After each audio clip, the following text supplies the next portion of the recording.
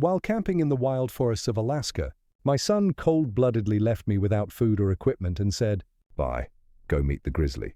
He thought I would die of hunger or bare claws so he could take my inheritance. But when he returned home, I was already waiting there with a smile on my face. "I have a surprise for you," I said. "You won't believe what happened next." Before we continue, please subscribe to the channel and let us know where you're listening in the comments. The front door exploded open without warning. Mason stormed through, his hoodie damp from the Seattle drizzle, sneakers squeaking against my hardwood floor. "Dad, I need 5,000 right now." I froze by my desk, pen still in my hand from reviewing invoices. The aggressive edge in his voice hit me like a slap. This wasn't my son asking for help. This was someone making demands. "Mason, what?" 5,000 tonight. He paced across my living room, hands clenched into fists. "I already transferred your monthly amount last week. The $3,000 barely covers my rent." His voice cracked with frustration. "You think that's enough? You think that covers everything?" My flannel shirt suddenly felt too tight. Grease still clung beneath my fingernails from working on Mrs. Chen's transmission earlier. I'd built these auto shops from nothing, worked 18-hour days after Sarah died, sacrificed everything to give him opportunities I never had. "Son, we've talked about this. You need to find steady work." "Work?" Mason spun around, his face flushed red. "Why should I work when you're sitting on all this money? When you control everything like some dictator?" The accusation stung. I straightened my shoulders, military posture kicking in. "I'm trying to teach you responsibility." "Responsibility?" He laughed bitterly. "You want to know about responsibility? After you die, I'll be an amazing master of your auto shops. I'll run them better than you ever did." The words hung in the air like poison. My chest tightened. The casual way he spoke about my death, the calculation behind his eyes. This wasn't grief or frustration talking. This was greed. I opened my mouth, but no sound came. 20 years of single parenting, of sacrificing, of hoping he'd become the man his mother would have been proud of. All crumbled in that moment. Mason must have seen the shock on my face. His expression shifted, realizing he'd revealed too much. Without another word, he spun toward the door. The slam echoed through the house like a gunshot. The family photo on the mantel rattled, Sarah's smiling face trembling behind the glass. I stood there motionless, watching it slowly settle back into place. The silence pressed against my ears. Outside, Mason's car engine roared to life and faded into the distance. I remained frozen by my desk, the pen still gripped in my white-knuckled hand, staring at that photo that refused to stop its gentle trembling. The next morning, I reached up to straighten the family photo. Sarah's face smiled back at me, young, radiant, holding 8-year-old Mason at his little league game. The memory hit like a physical blow. Sarah's funeral. Mason standing beside me in his only suit, 3 sizes too big, clutching my hand while I tried not to collapse. The mortgage on the first auto shop was 3 months behind. Sarah's medical bills had drained our savings. I'd promised her dying breath I'd take care of him, give him everything she couldn't. By Thursday, I found myself pulling out old photo albums. Each page revealed another sacrifice I'd forgotten. Mason's private school tuition, $40,000 per year, because the public schools weren't good enough for Sarah's son. His University of Washington education, complete with the dorm experience he demanded. The Honda Civic I bought him for graduation, $18,000 in cash because he refused anything used. I traced the edges of a picture from his 16th birthday. Even then, something was missing in his eyes. While other kids his age worked summer jobs, Mason spent his time gaming, living off the monthly allowances I justified as investment in his future. The progression was clear now, spread across decades of photographs. Every handout, every rescued failure, every crisis I'd solved with my checkbook had carved away pieces of his character. I thought I was being a good father. Instead, I'd created a stranger who calculated my death like a business transaction. Saturday evening, I sat in Sarah's old chair, the one I'd never had the heart to remove. She would have seen this coming. Sarah always understood people better than I did. She would have pushed him toward independence, made him earn every dollar. I failed her, I whispered to the empty room. The realization settled into my bones like winter cold. I'd spent 20 years trying to buy Mason's love to compensate for the mother he'd lost. Every payment had been a bandage over my own guilt, my own inadequacy. I'd convinced myself that providing for him was the same as parenting him. Sunday morning, I returned the albums to their shelf and sat at my desk. My hands shook slightly as I reached for pen and paper. Military discipline steadied my breathing. I had to think clearly now, plan for possibilities I'd never wanted to consider. The blank page stared back at me, waiting for decisions I wasn't ready to make. 1 ring, 2 rings. My pen hovered over the legal documents I'd been drafting when the phone shattered the quiet. Mason's name glowed on the screen. I hesitated, then answered, "Hello, son. Dad. Hey, how are you doing?" His voice carried an artificial cheerfulness that set my teeth on edge. Too bright, too eager, like a salesman's opening pitch. "I'm fine. This is unexpected after our conversation last week." Yeah, about that. "Look, I've been thinking. I was way out of line and I want to make it right." The words came too fast, too practiced. "Actually, I have a proposal. Something that could fix everything between us." I waited. "Military training teaching me the value of silence. Let's go camping together in Alaska. Denali National Park, just you and me. Like when I was a kid, remember?" The suggestion hit me like whiplash. Mason hadn't shown interest in outdoor activities since high school.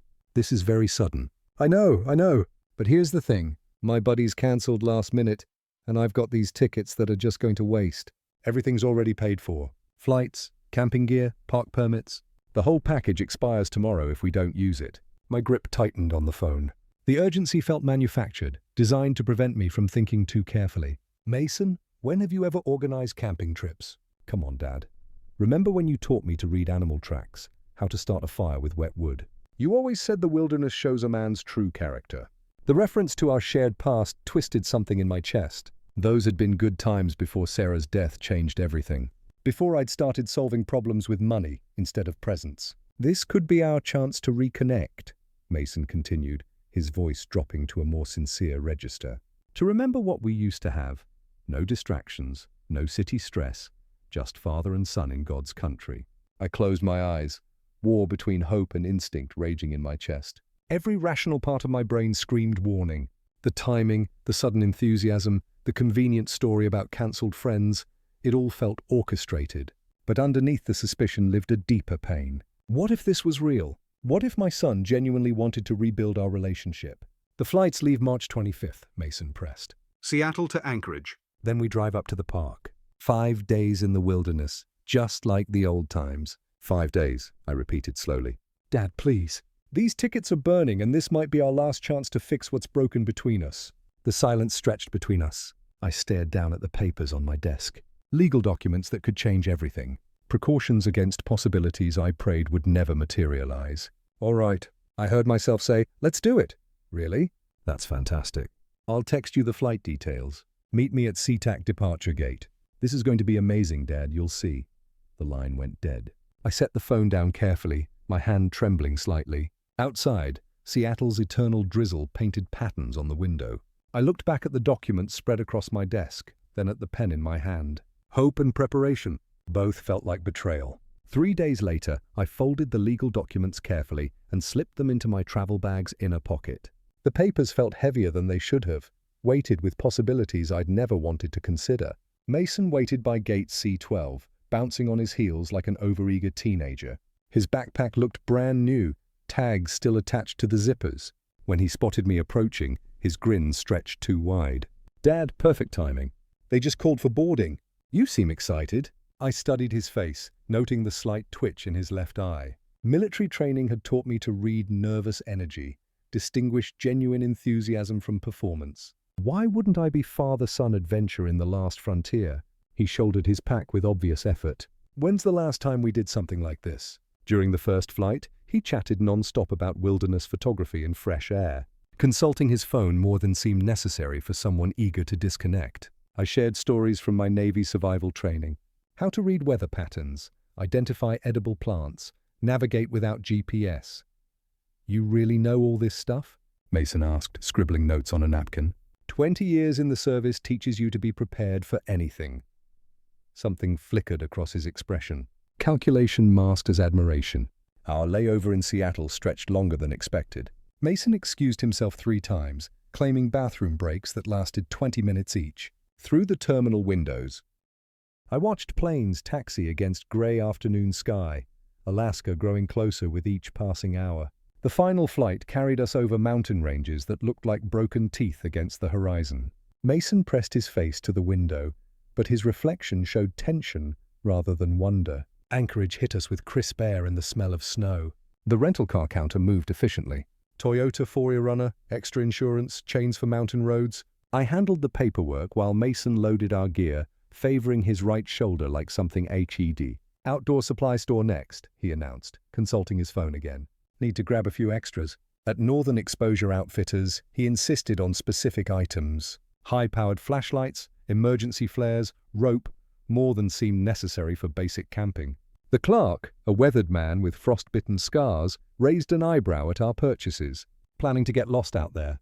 Just want to be prepared, Mason replied quickly. Highway 3 stretched before us like a grey ribbon through endless forest. Mountains rose on both sides, snow-capped peaks catching the last daylight. Road signs warned about moose crossings and winter driving conditions. Beautiful country, I said, trying to bridge the silence that had settled between us. Yeah, really isolated. Mason's voice carried a strange satisfaction. Miles from anywhere. We stopped for gas and was as darkness began to fall. While I filled the tank, Mason wandered toward the convenience store. Through the fluorescent-lit windows, I watched him pull out his phone and dial. His posture changed, shoulders hunched, voice low and urgent. When he returned, I asked casually, "Everything all right?" "Saw you on the phone. Just checking weather conditions for tomorrow." He avoided my eyes. "Storm system moving in, but should clear by morning." The lie came too easily. I checked the forecast myself. Clear skies predicted for the next 3 days. As we pulled back onto the highway, that familiar military unease settled in my gut. The same instinct that had kept me alive in hostile territory. Something was wrong. I just couldn't figure out what. 40 minutes later, the gas station conversation still bothered me. "So, what did the weather service actually say?" Mason's grip tightened on the door handle. "Possible snow flurries?" "Nothing major." The deflection confirmed my suspicions, but I kept my voice neutral. Good thing we packed extra layers. Denali's entrance appeared around a bend, wooden signs announcing the park boundaries, cabins scattered among towering spruce trees. The visitor center buzzed with early morning activity despite the season. Most tourists came in summer. March visitors were serious outdoorsmen or locals. Denali Lodge Motel looked exactly like the brochure photos Mason had shown me. Rustic log construction, rooms with names like Grizzly Den and Caribou Creek. The desk clerk, a young woman with calloused hands, processed our registration while Mason studied trail maps displayed on the wall. "First time to Denali?" she asked. "For him?" I nodded toward Mason. "I've been to Alaska before, military exercises." "Which trails are you considering?" Mason stepped forward before I could answer. "Clark River backcountry route. We want the full wilderness experience." The clerk's expression shifted to concern. "That's advanced terrain, very remote. Most people start with the shorter nature trails." "We're experienced campers," Mason insisted, though his definition of experience apparently included 0 actual camping trips in the past decade. Park Ranger Jennifer Walsh looked like she'd stepped out of a recruitment poster, confident, capable, with the no-nonsense bearing of someone who dealt with every type of wilderness emergency. Her briefing room smelled of coffee and pine, walls covered with topographical maps and wildlife photos. "Gentlemen, let's be clear about what you're undertaking." She spread a detailed map across the conference table. Clark River route takes you 30 miles from the nearest ranger station. No cell coverage. No other campers this time of year. She pointed to red markers scattered across the map. Recent grizzly activity here, here, and here. 2 cubs were spotted last week, which means a protective mother nearby. We've had wolfpack sightings, and moose are unpredictable during spring territory disputes. Mason leaned forward, studying the isolated sections with intense focus. "What about emergency evacuation? Helicopter rescue, weather permitting, could be days if conditions turn bad." Ranger Walsh's stern expression suggested she'd seen too many overconfident tourists become statistics. I have to ask, what's your combined wilderness experience?" I answered honestly about my military background, while Mason mumbled vague references to camping with friends. The rear's doubt was visible. "Sir, with respect, this route isn't appropriate for beginners. We have excellent guided tours, shorter trails." "We'll be fine," Mason interrupted. "My father's practically a survival expert. After signing liability waivers and watching safety videos about bear encounters, we rented bearer-resistant food containers and emergency beacons. I insisted on defensive rifle rental, a Remington 870 that felt familiar in my hands." "You sure about that?" Mason asked nervously. "Alaska rule number 1, never go unarmed in bear country." Our final stop involved programming GPS coordinates into our emergency beacon. Ranger Walsh demonstrated the activation sequence with professional precision. "Push this button, hold for 5 seconds, and search and rescue gets your exact location. But remember, in that backcountry, even with coordinates, rescue could take 12 to 18 hours minimum. Loading our packs into the truck, I felt that familiar pre-mission tension. Every detail screamed warning: the remote location, Mason's obvious inexperience, his strange insistence on maximum isolation. "Still sure about this route?" I asked as we pulled away from the ranger station. Mason's smile looked forced. "Absolutely. No turning back now, right, Dad?" The phrase hit my ears wrong. Less encouragement, more finality. Through the rearview mirror, I watched the ranger station disappear behind forest. Our last connection to civilization fading into wilderness that suddenly felt less like adventure and more like trap. The forest road narrowed until branches scraped our windows like skeletal fingers. My GPS showed our position, moving deeper into unmarked territory, past the last cell tower, beyond the final trail marker, into wilderness that had swallowed unprepared travelers before. "We're officially off the grid now," I murmured, watching the signal bars disappear from my phone. Mason's laugh sounded hollow. "Perfect. Just us and nature." Mile 23. Clonica marked the end of drivable road. I parked beside weathered wooden posts that looked like grave markers in the dim afternoon light. Unloading our packs revealed the weight difference. Mine distributed efficiently from decades of military training. Mason's bulging awkwardly with gear he'd never tested. "Jesus, this thing weighs a ton," he complained, struggling with the shoulder straps. "Proper packing takes practice." I adjusted his weight distribution, noting how he winced when I touched his right shoulder. "You hurt yourself." "Old injury, nothing serious." The trail wound through dense spruce forest where afternoon sun barely penetrated. Moss-covered logs created natural obstacles, and small streams required careful stepping-stone navigation. Wildlife signs appeared immediately. Massive moose tracks pressed into muddy patches, eagle cries echoing from somewhere above the canopy, and the distant howling that meant wolves. "You hear that?" Mason stopped suddenly, face pale. "The wolf pack probably 5 miles away."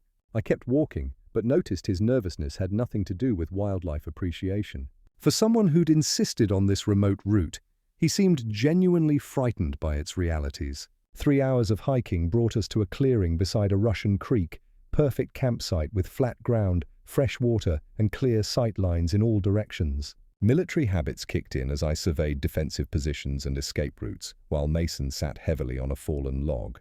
"How much farther do we go?" he asked, breathing hard. "This is good for tonight. We'll push deeper tomorrow." Setting up camp revealed more of Mason's inexperience. While I methodically established our perimeter, food cache hung 12 FT high, cooking area downwind from sleeping quarters, emergency supplies easily accessible. He struggled with basic tent assembly. "Dad, can you help with this?" He held up tangled guidelines like surrender flags. Teaching him proper technique felt like old times back when he'd wanted to learn instead of just inherit. But something nagged at me. Why insist on wilderness camping when you couldn't handle basic equipment? Evening campfire cast dancing shadows across our small clearing. I prepared a simple meal while Mason sat unusually quiet, staring into the flames with an expression I couldn't read. The temperature dropped steadily. March nights in Alaska demanded respect. "Remember when we used to do this?" I tried conversation, hoping to recapture some connection.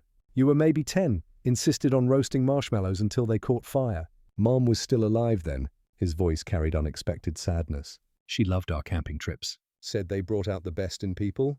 Mason nodded, but his eyes remained distant. "Tell me about your childhood, Dad. Before the military, before the business, what was it like being poor?" The question surprised me. Mason rarely showed interest in my background. I found myself sharing stories I hadn't told in years. 30 me from the nearest human being. Dust settled around my feet. The silence that followed was absolute. No human sounds, no mechanical noise, just the whisper of wind through spruce trees and the distant cry of a hawk. I stood there for a long moment, processing the enormity of what had just happened. My son, the boy I'd raised, protected, provided for, had just sentenced me to death. The dust from Mason's truck still hung in the air when military training kicked in, overriding the emotional devastation. Shock was a luxury I couldn't afford, not 30 miles from civilization in Grizzly country. I forced myself to breathe steadily, letting decades of Navy discipline take control. First rule of survival, assess your resources. I patted down my pockets. Wallet, house keys, a small folding knife I'd forgotten about. No food, no water, no GPS, no emergency beacon, the clothing on my back, and nothing else. Second rule, evaluate the environment. March in Alaska meant temperatures dropping below freezing at night.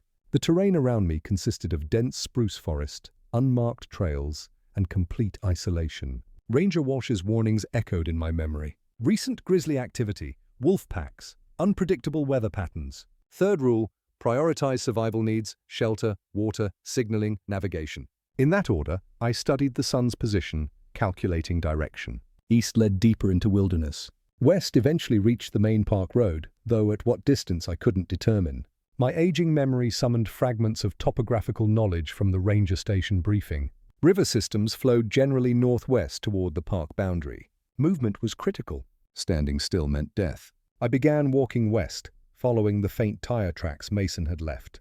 Within 100 yards, the tracks diverged from what appeared to be an animal trail cutting through the underbrush. Game trails usually led to water sources, essential for survival and potential rescue visibility. Every step required conscious effort.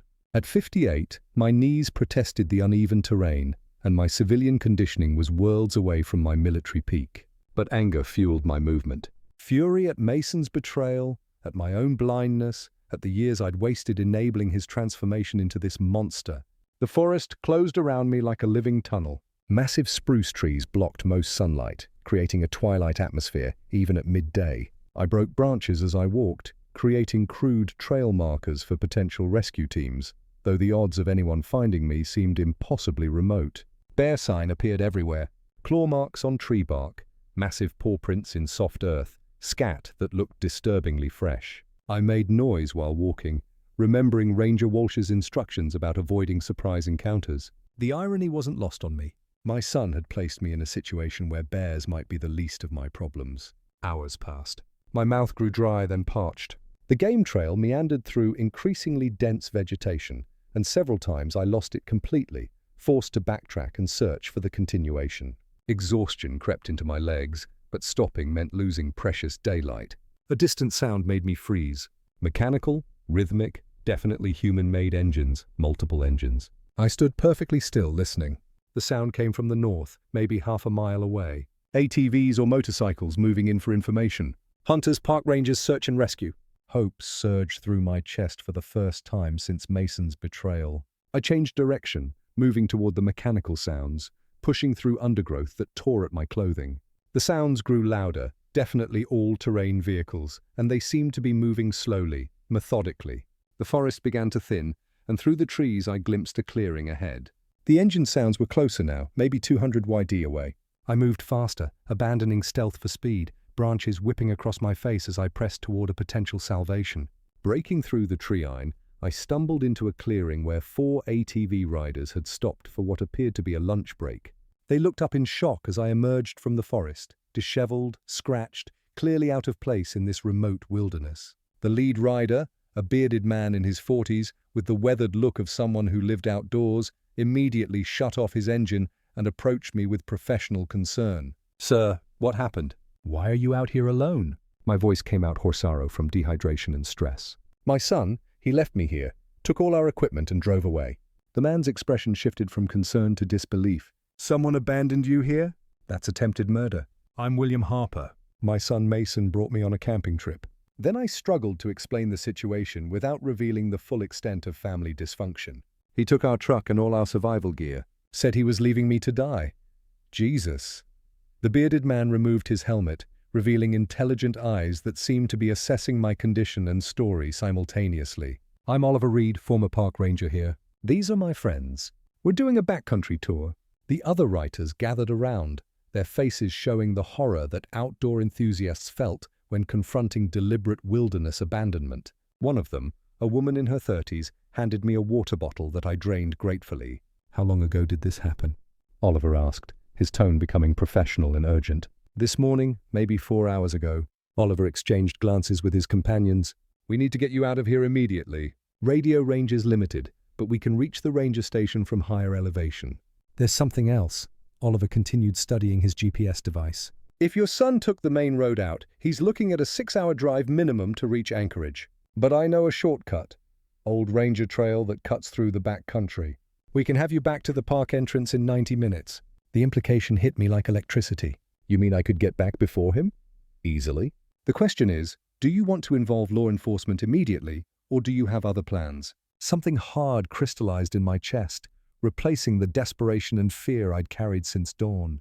Mason had calculated my death, planned my abandonment, counted on my helplessness. He'd made one critical error, underestimating the wilderness community's solidarity and my own survival instincts. I want to get back to the motel first, I said carefully, before I decide anything about police. Oliver nodded, understanding, passing between us. Climb on behind me. We'll take the ranger trail. Your son will never see us coming. The ATV ride through hidden forest paths revealed a side of Denali I'd never imagined.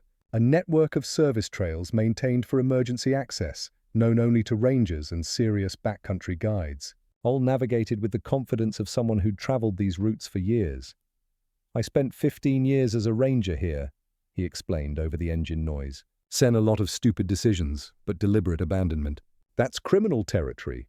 The terrain blurred past, creek crossings, steep inclines, sections where we had to dismount and guide the ATVs around fallen trees. Despite the rough conditions, we made excellent time, emerging onto paved road well ahead of Oliver's estimate.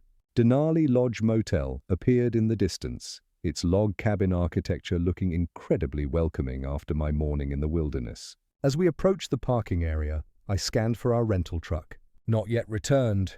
Looks like your son's still driving back, Oliver observed. You've got time to prepare whatever reception you're planning. The other writers offered contact information, promising to serve as witnesses if legal proceedings became necessary. Oliver handed me his card inscribed with personal cell and email. Call me when you're ready to talk to authorities. What your son did, there need to be consequences. As they prepared to leave, Oliver paused. Sir, you mind me asking what are you planning to do when he gets back? I looked toward the motel room where our belongings waited, then at the legal documents still folded in my jacket pocket. Mason had spent years planning my destruction. Now it was my turn to plan his. I'm going to give him exactly what he wants, I said quietly, just not the way he expects to get it. Back in our motel room, I sat on the edge of the bed and pulled out my phone. Oliver's card lay beside me along with his offer to contact authorities immediately. But first, I needed to understand exactly what I was dealing with. The legal documents I'd prepared back in Seattle felt prophetic now, folded in my jacket pocket like a loaded weapon. 3 weeks ago, I'd changed my will in a moment of paternal disappointment. Now that decision looked like divine preparation for war. I spread the papers across the small desk, reviewing the language I'd crafted with my attorney. Mason would inherit nothing. Everything would go to wildlife conservation charities, veterans organizations, and a scholarship fund in Sarah's name. The irony was perfect. My son's attempt to murder me for inheritance would leave him with exactly nothing. But legal documents alone weren't enough. I needed evidence, witnesses, consequences that would follow Mason for the rest of his life. I dialed Oliver's number. He answered on the first ring. William, you settled in? All right. I need your help with something specific. When Mason returns, I want everything documented. His reaction, his words, everything. You planning to confront him before calling police? I'm planning to give him exactly what he thought he wanted. The chance to inherit my business. Right up until the moment he realizes what he's actually done to himself. Silence stretched across the connection. Finally, Oliver spoke. That's strategic. You want me there as witness? If you're willing, and maybe bring that digital camera you had on the trail. Mason's going to say things that should be preserved for a jury. What time you expecting him?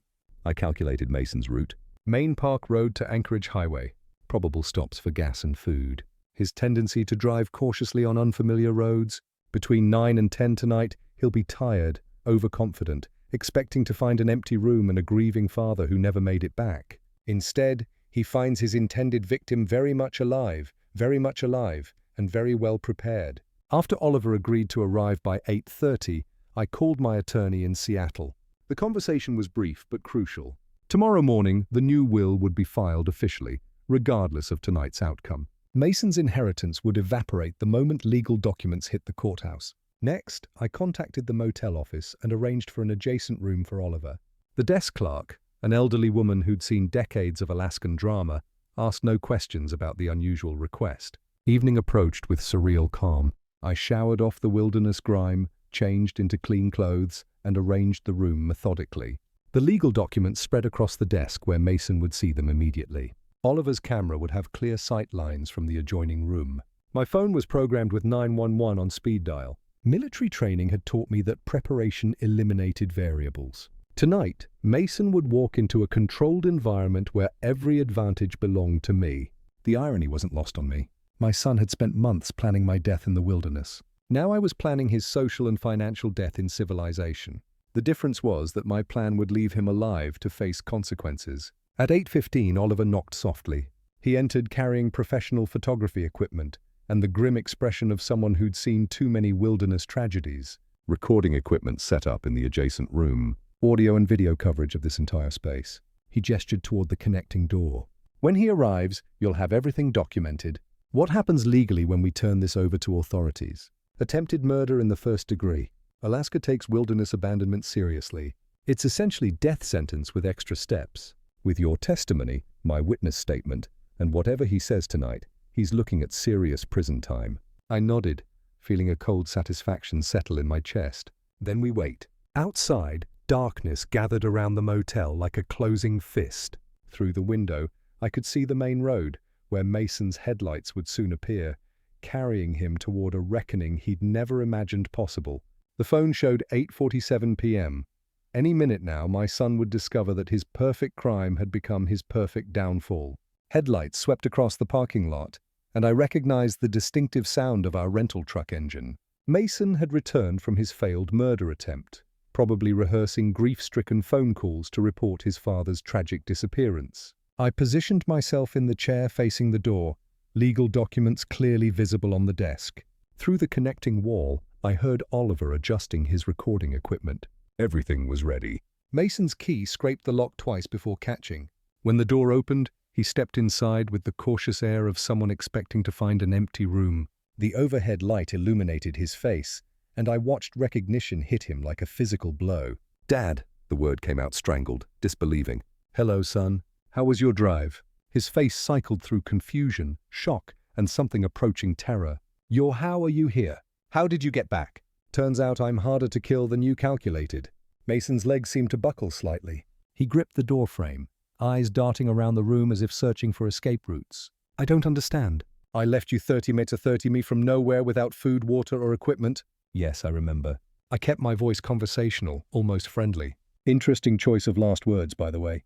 "Go meet the Grizzlies." Really captured the sentiment beautifully. "Dad, wait. You don't understand."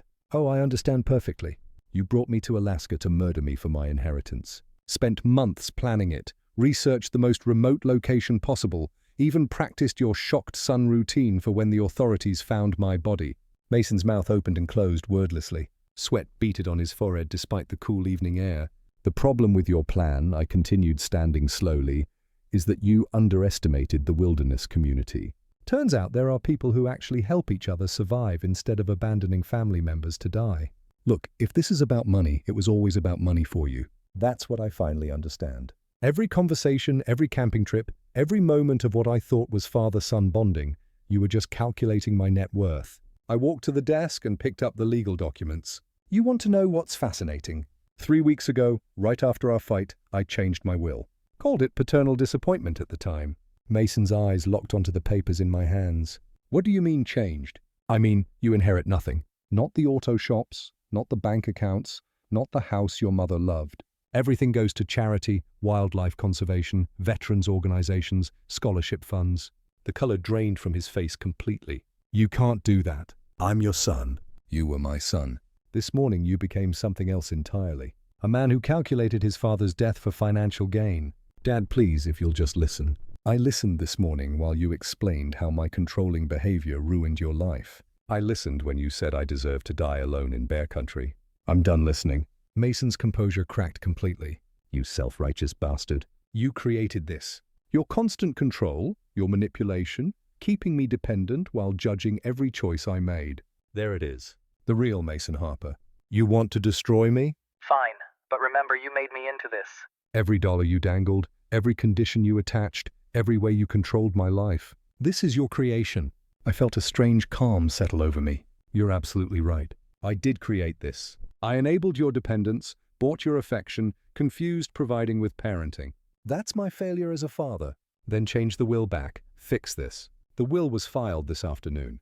It's done. I walked toward the door, past my son, who looked smaller, somehow diminished. But you're wrong about one thing. I didn't create your willingness to commit murder. That choice was entirely yours. Mason's voice cracked. Where are you going? To call the police. Attempted murder is still a felony, even when it fails. Dad, wait. I paused at the threshold. Goodbye, Mason. In a strange way, you've given me exactly what I needed. Absolute clarity about who you really are. The last thing I saw before stepping outside was my son collapsing into the chair I'd vacated, staring at the legal documents that represented the complete destruction of everything he'd tried to gain through my death. The fluorescent lights in the Anchorage Police Department interview room buzzed overhead as Detective Sarah Martinez reviewed the evidence spread across the metal table. Oliver's digital recordings, my sworn statement, and Mason's own recorded confession from the motel room created an overwhelming case. Mr. Harper, I've been investigating wilderness crimes for 8 years. This is the most premeditated case of attempted murder I've encountered. Detective Martinez clicked through the audio recordings on her laptop. Your son's statements are remarkably incriminating. He always was thorough when he wanted something. The district attorney will file charges this morning. Attempted murder in the first degree, reckless endangerment, and conspiracy to commit fraud regarding your inheritance.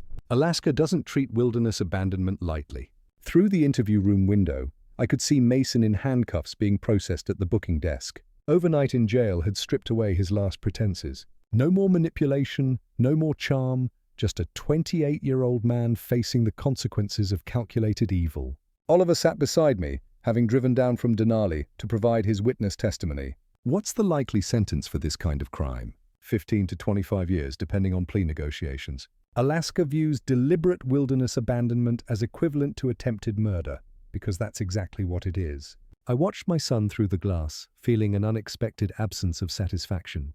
This wasn't victory. It was just the natural endpoint of choices he'd made over years of increasing entitlement and resentment. Will you be returning to Seattle today? Detective Martinez asked. Tomorrow. I need to visit my attorney here first, finalize some estate planning documents.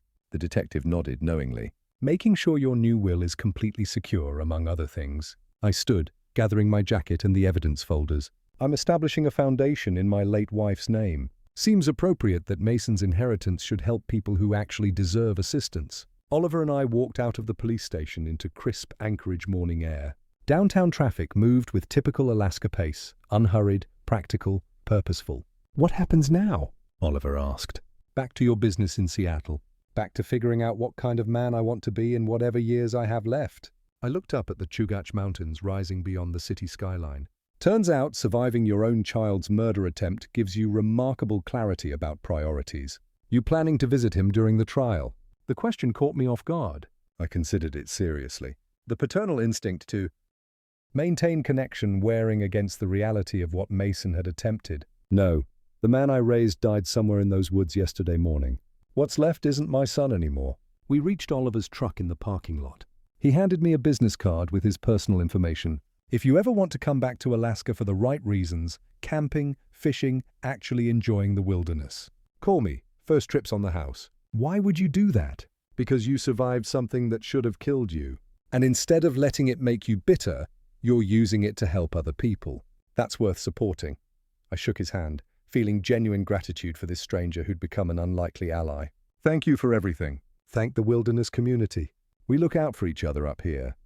As Oliver drove away, I pulled out my phone and dialed my attorney in Seattle. There were foundations to establish, scholarships to fund, a lifetime of enabling to undo through positive action. Mason had brought me to Alaska to die for money. Instead, I'd learned to live for purpose. In trying to destroy me, he'd accidentally taught me the difference between providing for someone and actually caring about them. The irony was perfect and perfectly just. 3 days later, back in Seattle, I received a letter from Mason in jail. 5 pages of manipulation disguised as apology, promising change if I just reconsider the inheritance, explaining how prison would ruin his life. I read it once, then fed it through my office shredder. Some relationships don't survive attempted murder, no matter how much money you've invested in them. If you like this story, please like this video, subscribe to the channel, and share your impressions of this story in the comments. To listen to the next story, click on the box on the left.